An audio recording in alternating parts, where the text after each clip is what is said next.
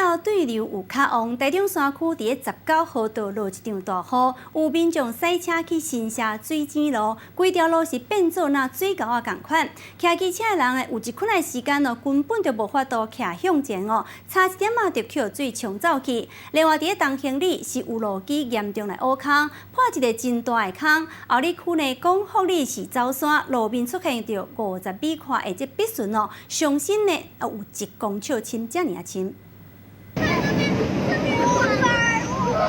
放学的时间，老师载着学生拄着山区长铁路大雨，新社水井路规条路变成水流。哎，有机车走不过。不要讲话，不要讲话。乌多摆就伫尾袂挡咧真强的水势，停伫咧路上，拼力伫吹油门。老师，这里淹水了。对啊，他们这样强行过去很危险。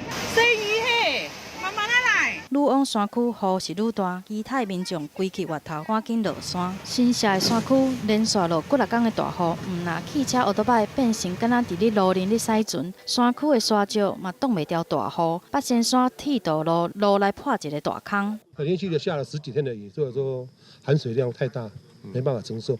一直就是凹。地基破坑，长10公尺，宽6公尺，深度嘛差不多有2米，就惊迄民众会来摔落去。路的两边拢有来放告示，禁止来行。伫咧后里的山区，同款有传出灾情，出现严重的走山。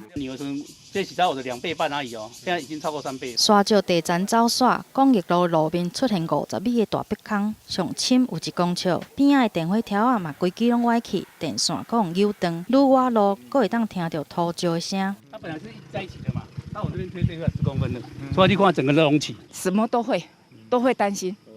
因为也会影响到我的收成。根据气象局讲，热对流特别旺，下晡了后，山区雨也搁会继续落，民众要提高警觉，更加注意。记者综合报道。